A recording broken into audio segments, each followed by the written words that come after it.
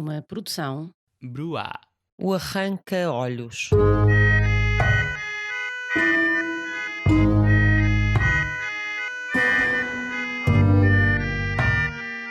Em abril de 2018, Luís Xavier matou a mãe por achar que ela era um demónio.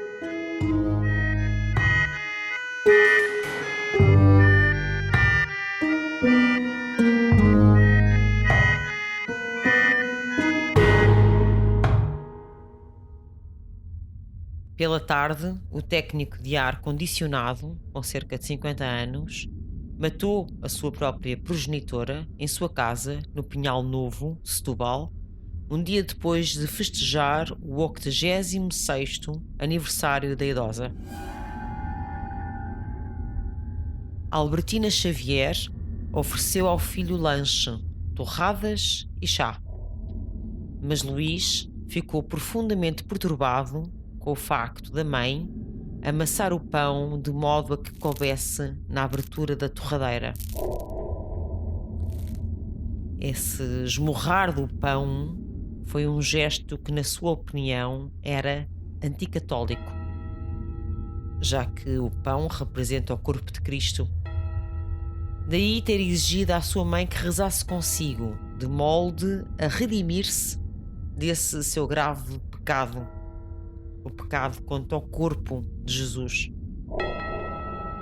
Achando despropositada essa exigência do seu filho, a mãe ter-se-á recusado. Forçada a desfiar as contas do rosário, trocou então os versos da oração do Pai Nosso.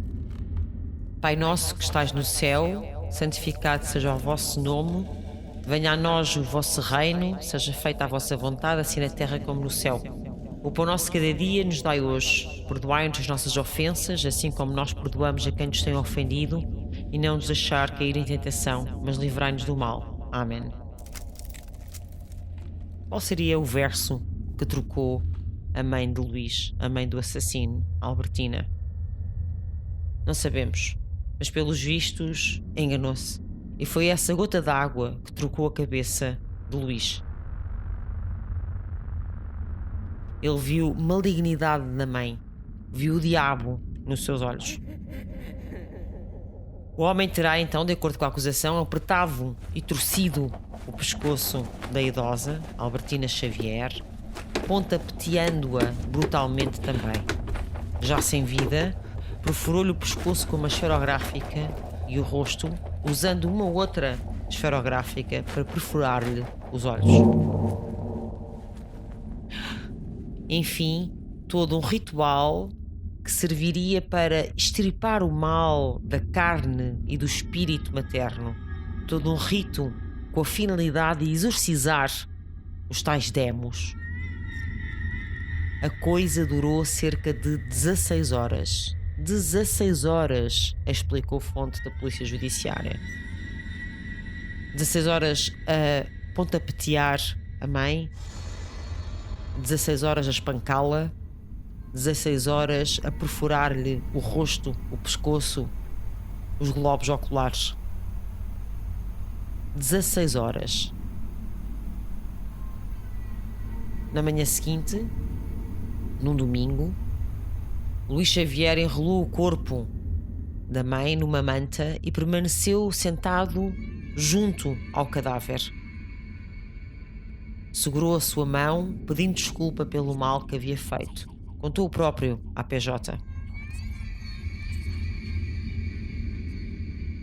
O pai do homicida estava em casa na tarde do crime, acamado no seu quarto, mas não se apercebeu de nada. Estava debilitado, muito debilitado, lutando contra uma doença terminal, e acabou por não dar conta do sucedido. Certo é que os dois pernoitaram com o cadáver mutilado de Albertina. Passaram o resto da tarde e dormiram toda a noite, ao lado da mulher estrangulada e com os olhos ensanguentados. De manhã, então, Luís Xavier prostrou-se ao lado do corpo, pedindo-lhe perdão. Mas foi um cunhado que encontrou aquele cenário já no final dessa mesma manhã. A sua mulher, portanto irmã do Luís,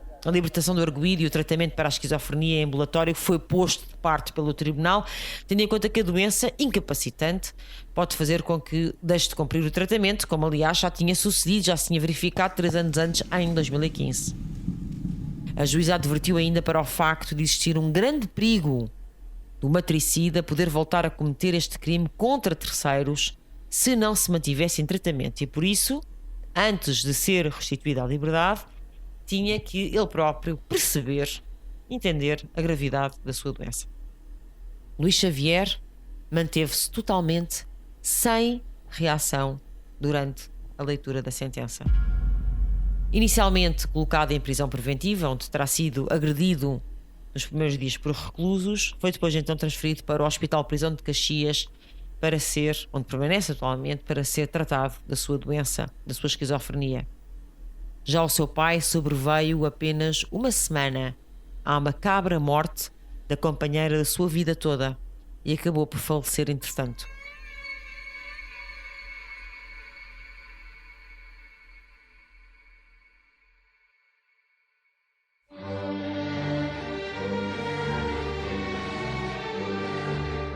Boa noite a todos, o meu nome é Luís Francisco Sousa e sou moderador do JJ. Se estão a gostar deste programa, posso-vos aconselhar a ir ouvir um episódio do nosso programa JJ, um programa de discussão política com membros de juventudes partidárias, onde todas as semanas discutimos 3 tópicos que estão a passar nas notícias e no mundo. Se isto vos parece interessante, vou-vos sugerir que deem uma vista de olhos no nosso programa. Obrigado e boa noite.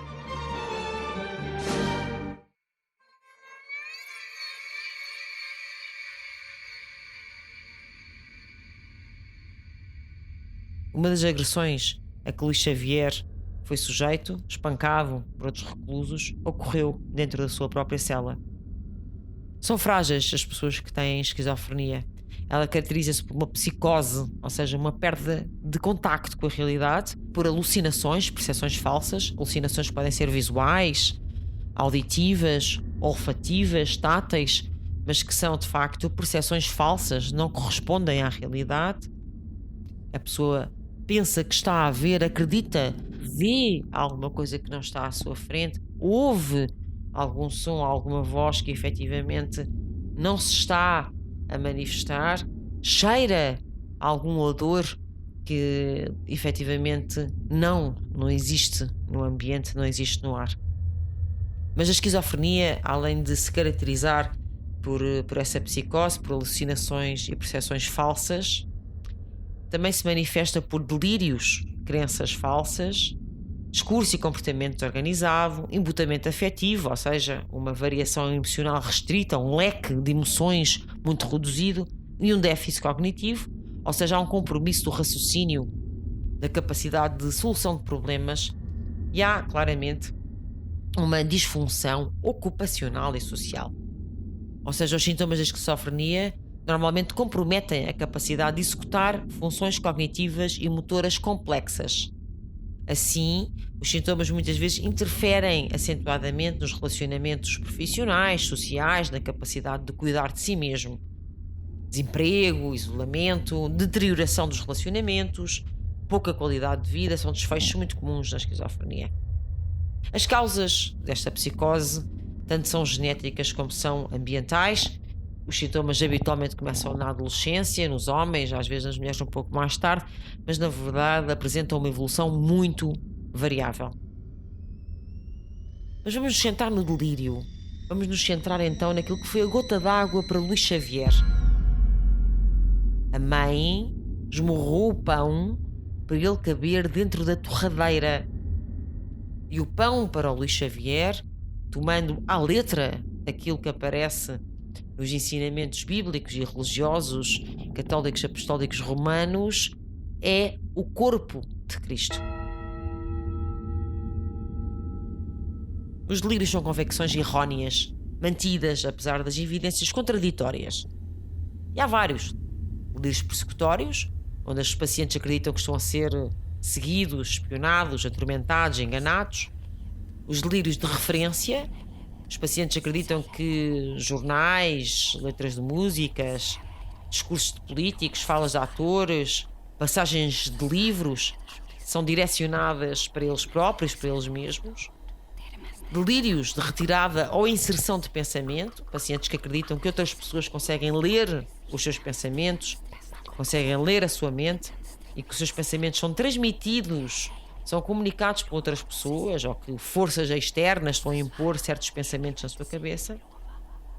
Também delírio de negação de órgãos, onde o indivíduo experimenta alterações corporais profundas, tem a convicção que o seu corpo já está morto, já está destruído, que já lhe faltam vários órgãos, pode já não ter coração, pode não ter fígado, pode não ter cérebro. Há pessoas que relatam que têm as veias secas ou os braços e as pernas a esfarelar-se, a desfazer-se. Chama-se mesmo síndrome de Cotard. As pessoas, quando o delírio de negação de órgãos vem acompanhado do delírio de imortalidade, ou seja, a pessoa acha que vai sofrer para o resto da eternidade. Se isto é típico das depressões graves, muito ansiosas, e aconteceu à Rainha Dona Maria I, por exemplo, em Portugal. Há também os delírios cenostopáticos, onde as pessoas acham que têm, por exemplo, insetos a correr debaixo da pele, ou seja, é uma interpretação delirante de sensações corporais vividas pelo paciente. Ora, a pessoa pode inclusivamente achar que tem uma laranja podre dentro do pulmão, ou que tem um peixe dentro do estômago, ou outra coisa qualquer. Isto é muito típico dos pacientes com esquizofrenia, da mesma maneira que os delírios de infestação, a pessoa achar que está coberta de parasitas, de bichos no cabelo, na pele, em todo lado. Enfim, também acontece na esquizofrenia ou em doentes no fim da linha do alcoolismo, no delírio tremens. Mas de facto aquilo que interessa reter aqui é que os delírios da esquizofrenia tendem a ser bizarros, ou seja, tendem a ser completamente implausíveis. Não são derivados da experiência comum de vida, não é? A pessoa pode acreditar, por exemplo, que roubaram os órgãos mesmo que não tenha nenhuma cicatriz que o evidencie. E portanto é completamente implausível, completamente ilógico. Por isso é que é um delírio, é uma crença delirante. Mas o Luís Xavier não tinha nenhum destes delírios. O Luís Xavier não tinha um delírio persecutório, não tinha um delírio de referência, não tinha um delírio de negação de órgãos, nem um delírio cenostopático, nem um delírio de infestação. O seu delírio, ao ver a mãe amassar o pão e achar que ela estava a agredir o corpo de Cristo, matando-o a seguir como se tivesse essa missão de lhe estripar o mal que estava no corpo, de lhe exorcizar o demo que lhe corria na mente, no espírito, na alma, é um delírio religioso, é um delírio messiânico, é um complexo de Messias, é um estado psicológico no qual o indivíduo acredita ser ou estar destinado a ser alguma espécie de salvador em algum campo específico. Muitas vezes as pessoas com complexo de Messias acabam por acreditar nessa glória ou acreditar nessa confiança. A pessoa com esse tipo de síndrome pode ouvir vozes ou ter alucinações, acreditar que é Deus, que é um espírito, que é um anjo que fala consigo, que o ordena a fazer coisas, que o impele a tomar determinadas decisões. Não é raro ver pacientes esquizofrénicos a estudar obsessivamente a Bíblia e a tomarem à letra determinadas passagens, a fazerem uma interpretação concreta de certas metáforas que aparecem no Antigo Testamento, no Novo Testamento. Isso leva às tais interpretações literais que muitas vezes sugerem agressões, autoagressões, heteroagressões, portanto, agressões assim mesmo aos outros. Ora bem, a esquizofrenia, na verdade, tem, como eu estava a dizer há bocadinho, tem um risco de violência muito diminuído, não é? De comportamento violento. A probabilidade de comportamento violento na esquizofrenia é diminuta. As ameaças de violência e os acessos de agressividade são mais comuns do que os comportamentos realmente perigosos. Aliás, as pessoas esquizofrénicas tendem a ser menos violentas do que pessoas ditas normais ou sem esquizofrenia. Mas dentro deste grupo, as pessoas que têm mais probabilidades de se envolverem em comportamentos violentos são aqueles que de facto têm delírios persecutórios ou que efetivamente não seguem a medicação prescrita, como era o caso de Luís Xavier. Muito raramente, noutras circunstâncias, podem atacar ou matar alguém. Mas vamos nos centrar outra vez no delírio messiânico ou no delírio místico. de facto é uma interpretação da realidade com 3 características diferentes. A primeira é que essa interpretação tem o conteúdo central, o tema religioso, como é óbvio. A segunda é que se baseia num julgamento que não é partilhado pela sociedade ou cultura na qual se produz. Ou seja, ninguém, normalmente não é por ser católico, apostólico, romano, que se acha que amassar um bocado de pão para caber dentro de uma torradeira se está a fazer um atentado contra Cristo. Portanto, é um julgamento que não é de facto partilhado pela demais comunidade. E a terceira característica é que esta situação provoca um grande mal-estar na pessoa, neste caso o Luís Xavier, e afeta a sua relação com os outros. O delírio místico, portanto, o delírio messiânico, faz com que a pessoa se sinta incumbida da tal tarefa, do tal complexo de Messias, que tem que, de alguma maneira, proteger uma certa divindade, ou que tem, de facto, está incumbido desse destino superior, podemos dizer assim, e nesse sentido tem que obedecer, tem que seguir um determinado guião. O Luís Xavier estava diagnosticado com esquizofrenia há mais de 20 anos. Tinha começado a tomar medicação em 1998 e em 2015, 3 anos antes de se tornar num matricida, num homicida, tinha parado de fazer essa prescrição, tinha parado de seguir essa prescrição, tinha parado a sua terapêutica psicofarmacológica. O Luís Xavier atacou a sua mãe ao fim de alguns anos ter parado o tratamento, claramente num movimento já, num percurso já de descompensação, que acontece muitas vezes, porque infelizmente nem sempre os doentes esquizofrénicos ou outros chegam e nos chegam logo numa primeira manifestação de dificuldade. Portanto, o Luís possivelmente já estava há algum tempo, há meses, talvez há anos, já a descompensar e a ficar desequilibrado. O seu delírio messiânico é muito curioso, porque efetivamente ele sente que a mãe agride o pai de todos, Cristo, quando na verdade é o seu pai, efetivamente, que está moribundo na cama ao lado. Luís Xavier mata a mãe porque acha que ela está a matar o pai, quando na verdade o pai está a morrer com uma doença, vítima de uma doença terminal. Por isso o seu delírio de alguma forma condensa a sua profunda angústia de perder o seu pai, a sua profunda angústia de morte, a sua profunda dor, o seu profundo luto pela perda do seu pai, que não pôde provavelmente ser metabolizado psiquicamente, digerido psicologicamente como uma pessoa sem esta perturbação faria.